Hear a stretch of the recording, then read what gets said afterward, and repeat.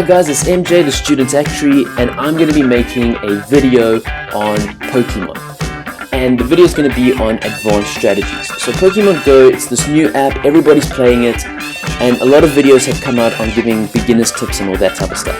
I'm going to assume that you're level 5 or above, and that you understand, the basics of this game. So we can delve into the more strategic and, game elements. Because it's not that much of a child's game. There actually is a lot of strategy and tactics that you can employ in this game. So before we get into them, I just want to introduce defense and attack of your Pokemon. So your Pokemon has a type. So in this case, we have a Scyther, who is both a bug and a flying type, and it has an attack which is Steel. The Steel Wing is another type. So your Pokemon could, in a sense, have 4 different types. Now, why are types important? Because certain types have different advantages and disadvantages against other types. For example, look at this game matrix. It is quite intense, but what we have here is all the various types, and the green represents that it's got an advantage, and red means it's got a disadvantage against those other types. Now, I have looked at it from a game theory point of view, trying to see if there is a dominant strategy, is there any criteria that you can try use to simplify this? The maths gets quite messy. Even I was looking, grass seems to be quite weak, fire and ground seem to be quite strong, but that is not incorporating the probability and the likelihood of coming across these various Pokemon. So as far as trying to gamify or build a strategy around this game matrix, that is quite difficult. Instead, my advanced strategy, I'm going to recommend that you focus on 2 things. Okay, and the first thing is your XP. So XP allows you to level up. The more XP you have, the higher your level is, and the higher your level is, the more Pokemon and different varieties that you're going to see. And that's the point of the game. You've got to catch them all. So the higher your level, the more likelihood you're going to see Pikachu and Eevee and the rare Pokemon. So you want to build up your XP. The second thing you want to build up is something known as Stardust, which is quite new to me. I was like, whoa, what is the Stardust? But Stardust, along with Candy, can build up your Pokemon and make them stronger. And having strong Pokemon is very essential when it comes to taking over the gyms. Okay, gyms are these things that pop up on the map, and they're very important. Okay, when you see a gym, gyms are important opportunities because not only by fighting them do you gain XP and all that type of stuff, but also if you hold a gym for 20 hours, you're going to get rewards. And the rewards you get are Stardust and Pokemon Gold. Pokemon Gold you can use at the shop to buy various items, and the Stardust you can use to make your Pokemon stronger and take over even more gyms, which will allow you to get even more Stardust every day. So, how do we take over gyms and how do we defend gyms? Because that's the whole thing, is attacking gyms and defending gyms. And the best way to do that is to team up. Okay, this Pokemon game, just like Ingress, which is kind of based on, it very much is a social game, and you're going to be way more effective when you're in a team. Okay, you need to team up, and then together you guys can go to gyms and take them down way quicker. Let's say you come across a gym. First thing you want to do is see, okay, this is a Pinsir, he is a bug Pokemon. Memorize this matrix or have a copy with you at all times. Pinsir is a bug Pokemon, so you'll see that fire, what else hurts him? Fire, flying, and rock. Yeah, those 3 are going to be very effective against Pinsir. And by using this game matrix on the gyms, it's going to be very easy to defeat them. You're going to feel like a Roman. We came, we saw, we conquered, we took over all the gyms. Okay, but that's the easy part. The easy part is taking over the gym. The hard part is defending a gym. How do you defend a gym?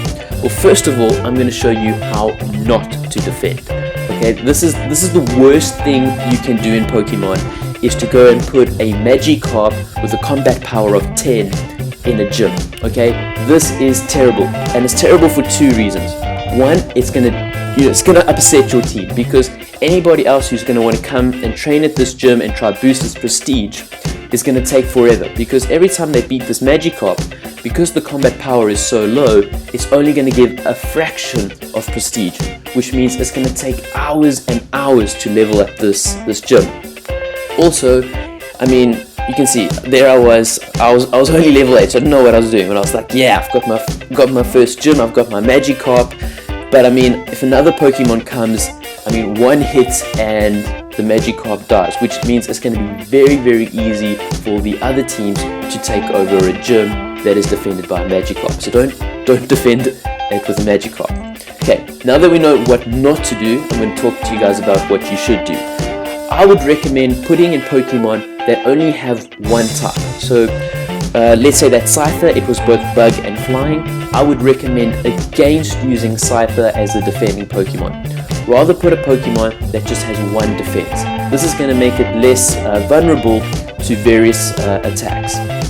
I'd also then recommend that it has a 2-type attack so that it will be more effective from various other Pokemon. You know, if it's got both water and psychic, say like Slowbro, then you know it's going to have advantage against say fire Pokemon and other Pokemon such as a poison one, which has got its weakness to the psychic power. Okay, so that's what we want: 1-type defense, 2-type attack. And what you want to do is get in your team and the order that you place the Pokemon. So like I said, I'm assuming you're level 5 and above, you understand how the gyms work. Once the gym prestige hits another level, you can then place another Pokemon. And in order to upgrade the prestige, you need to battle the Pokemon, and you only get, for me, I don't know if this is a bug on my side, but I only get one Pokemon and I have to take on all the other Pokemon in that gym, which makes it a little bit difficult. So what I would recommend is the first strategy, if you're just starting off and you're with your team, is let the weakest player put in their Pokemon first. Okay? This is going to make it much easier for the other players to beat that Pokemon and build the prestige. They're going to be building it slowly, but they're going to be able to be building it, and then they're going to put in the second strongest Pokemon. And this will allow the strongest Pokemon, the number 1, to come in and have a good chance of beating both of these Pokemon at the same time, which will increase the prestige quite quickly. So then you put in the strongest Pokemon. However, this is an advanced video and I'm going to show you how you can increase the prestige even more efficiently and even quicker. And that comes to strategy 2. And what you do here is you put in the strongest Pokemon first, okay? But now we need to play that type matrix that we've been looking at. So for this example, put in the strongest Pokemon and make him fire. Then put in the weakest Pokemon and make him ground. Okay? Ground has an advantage over fire, and because he's got a smaller combat power to the fire Pokemon, it's going to improve this prestige very, very quickly. And then for the for the final Pokemon, you then put in a water one, which has an advantage on both fire and ground. And this is going to let you build up your gym's prestige very quickly and allow you to put in 3 strong Pokemon without having to go through the whole revivals and potions and doing it, you know, numerous amount of times. Because remember, Pokemon, like Ingress, which the game is based on, it kind of all comes down to managing your resources. You want to manage the amount of Pokemon you have, you want to manage the amount of potions you use, the amount of revivals you consume, all this type of stuff. And for this reason, I would highly recommend against trying to set up and defend a gym in the waterfront or some hot tourist attraction place. As you can see, we've got a gym, there's a whole bunch of Pokestops around, people are putting lures out, it's a very festive area, there's a lot of tourists coming over here, which means when you have this gym, I don't think you're even going to last 1 hour before another team is going to come and take it down, because there's a lot of people in this area. You're going to lose that gym very quickly. I recommend getting your team and going to some weird distant location. You should be safe because it's a group of you guys, safety first. And because you're in a group, set up a gym or build up a gym that's in quite a remote location where there's not a lot of traffic, and it makes it quite hard for the other teams. They really have to go out of their way to try to take down that gym, and you've built it up quite nicely, so it is going to be a bit of a hazard for them. And that way, you're going to keep the gym for the full day, you're going to get the benefits, which you can then use to build up more Pokemon to take over even more gyms. So wow, I've spoken quite quickly, but in a nutshell, I've spoken about gaining XP and saving Stardust are the two things you want to focus on. Then I highly recommend teaming up in order to attack gyms in such a way you can manage your resources. And then finally, I spoke about the best ways on how to hold gyms so that you can get even more resources so that you can repeat the entire process again. And there we have it. Thanks guys so much for watching, and I'm wishing you guys all the best with Pokemon Go. It's a lot of fun, and I hope you guys have really great memories with it. I'll see you guys next time for my other videos. Cheers.